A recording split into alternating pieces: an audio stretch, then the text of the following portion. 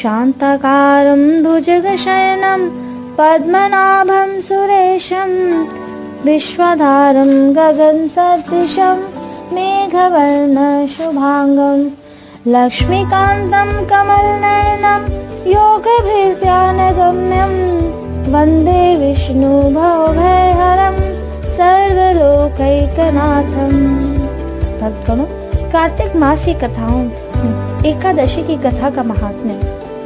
युधिष्ठिर ने पूछा, जनार्दन, मुझ पर आपका स्नेह है, अतः कृपा करके बताइए कार्तिक के कृष्ण पक्ष में कौन सी एकादशी होती है। भगवान श्री कृष्ण बोले, राजन, कार्तिक के कृष्ण पक्ष में जो परम कल्याणमयी एकादशी होती है वह रमा के नाम से विख्यात है। रमा परम उत्तम है और बड़े बड़े पापों को हरने वाली है। पूर्व काल में मुचुकुंद नाम से विख्यात एक राजा हो चुके हैं जो भगवान श्री विष्णु के भक्त और सत्य प्रतिज्ञ थे।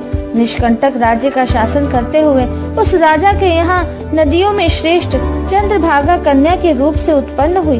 राजा ने चंद्रसेन कुमार शोभन के साथ उसका विवाह कर दिया। एक समय की बात है, शोभन अपने ससुर के घर आए। उनके यहाँ दशमी का दिन आने पर समूचे नगर में ढिंढोरा पिटवाया जाता था कि एकादशी के दिन कोई भी भोजन न करे। यह डंके की घोषणा सुनकर शोभन ने अपनी प्यारी पत्नी चंद्रभागा से कहा, प्रिय, अब मुझे इस समय क्या करना चाहिए, इसकी शिक्षा दो। चंद्रभागा बोली, प्रभु, मेरे पिता के घर पर तो एकादशी को कोई भी भोजन नहीं कर सकता। हाथी, घोड़े, हाथियों के बच्चे तथा अन्य पशु भी अन्न, घास तथा जल तक का आहार नहीं कर पाते। फिर मनुष्य एकादशी के दिन कैसे भोजन कर सकते हैं? प्राणनाथ, यदि आप भोजन करेंगे तो आपकी बड़ी निंदा होगी। इस प्रकार मन में विचार करके अपने चित्त को दृढ़ कीजिए। श्री कृष्ण गोविंद हरे मुरारी, हे नाथ नारायण वासुदेवा, राधे कृष्ण कृष्ण कृष्ण राधे कृष्ण कृष्ण कृष्ण। इस प्रकार उसके पति शोभन ने कहा, प्रिय, तुम्हारा कहना सत्य है, मैं भी आज उपवास करूंगा। देव का जैसा विधान होगा वैसा ही होगा।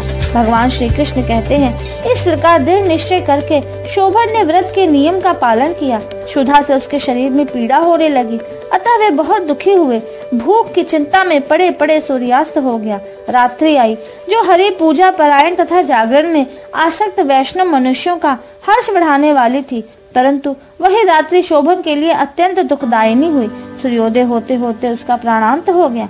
राजा मुचुकुंद ने राजोचित काष्ठों से शोभन का दाह संस्कार कराया। चंद्रभागा पति का पारलौकिक कर्म करके पिता के ही घर पर रहने लगी। नृपश्रेष्ठ रमा नामक एकादशी के व्रत के प्रभाव से शोभन मंदराचल के शिखर पर बसे हुए परम रमणीय देवपुर को प्राप्त हुआ। वहाँ शोभन द्वितीय कुबेर की भांति शोभा पाने लगा। राजा मुचुकुंद के नगर में सोम शर्मा नाम से विख्यात एक ब्राह्मण रहते थे। वे तीर्थ यात्रा के प्रसंग से घूमते हुए कभी मंदराचल पर्वत पर गए। वहाँ उन्हें शोभन दिखाई दिए। राजा के दामाद को पहचान कर वे उनके समीप गए। शोभन भी उस समय द्विजश्रेष्ठ सोम शर्मा को आया जान शीघ्र ही आसन से उठकर खड़े हो गए और उन्हें प्रणाम किया। फिर क्रमशः अपने ससुर राजा मुचुकुंद का, प्रिय पत्नी चंद्रभागा का तथा समस्त नगर का कुशल समाचार पूछा। सोम शर्मा ने कहा, राजन, वहाँ सबकी कुशल है। यहाँ तो अद्भुत आश्चर्य की बात है। ऐसा सुंदर और विचित्र नगर तो कहीं किसी ने भी नहीं देखा होगा। बताओ तो सही, तुम्हें इस नगर की प्राप्ति कैसे हुई? शोभन बोले, द्विजेंद्र, कार्तिक के कृष्ण पक्ष में जो रमा नाम की एकादशी होती है, उसी का व्रत करने से मुझे ऐसे नगर की प्राप्ति हुई है। ब्राह्मण, मैंने श्रद्धाहीन होकर इस व्रत का अनुष्ठान किया था, इसलिए मैं ऐसा मानता हूँ कि यह नगर सदा स्थिर रहने वाला नहीं है। आप मुचुकुंद की सुंदरी कन्या चंद्रभागा से यह सारा वृत्तांत कहिएगा। शोभन की बात सुनकर सोम शर्मा ब्राह्मण मुचुकुंदपुर में गए और वहाँ चंद्रभागा के सामने उन्होंने सारा वृत्तांत कह सुनाया।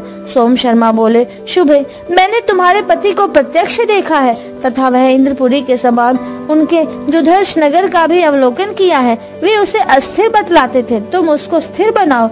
चंद्रभागा ने कहा, ब्रह्मर्षि, मेरे मन में पति के दर्शन की लालसा लगी हुई है।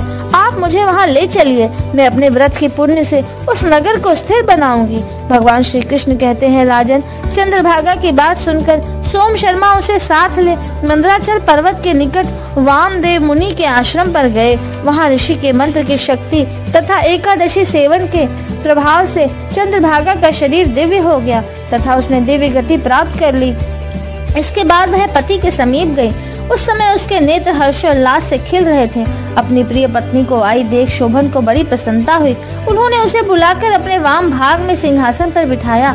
तदंतर चंद्रभागा ने हर्ष में भरकर अपने प्रियतम से यह प्रिय वचन कहा, हे नाथ, मैं हित की बात कहती हूँ, सुनिए। पिता के घर में रहते समय जब मेरी अवस्था 8 वर्ष से अधिक हो गई, तभी से लेकर आज तक मैंने जो एकादशी के व्रत किए हैं और उनसे मेरे भीतर जो पुण्य संचित हुआ है, उसके प्रभाव से यह नगर कल्प के अंत तक स्थिर रहेगा तथा सब प्रकार के मनोवांछित वैभव से समृद्धशाली होगा। निपश्रेष्ठ, इस प्रकार रमाव्रत के प्रभाव से चंद्रभागा दिव्य भोग, दिव्य रूप और दिव्य आभूषणों से विभूषित हो अपने पति के साथ मंदराचल के शिखर पर विहार करती है। राजन, मैंने तुम्हारे समक्ष रमा नामक एकादशी का वर्णन किया है। यह चिंतामणि तथा कामधेनु के समान सब मनोरथों को पूर्ण करने वाली है। मैंने दोनों पक्षों के एकादशी व्रतों का पाप नाशक महात्म्य बताया है। जैसी कृष्ण पक्षी एकादशी है, वैसे ही शुक्ल पक्ष की भी है। उसमें भेद नहीं करना चाहिए। जैसे सफेद रंग की गाय हो या काले रंग की गाय, दोनों का दूध एक सा ही होता है। इसी प्रकार दोनों पक्षों की एकादशियां समान फल देने वाली है। जो मनुष्य एकादशी व्रतों का महात्म्य सुनता है, वह सब पापों से मुक्त हो श्री विष्णु लोक में प्रतिष्ठित होता है।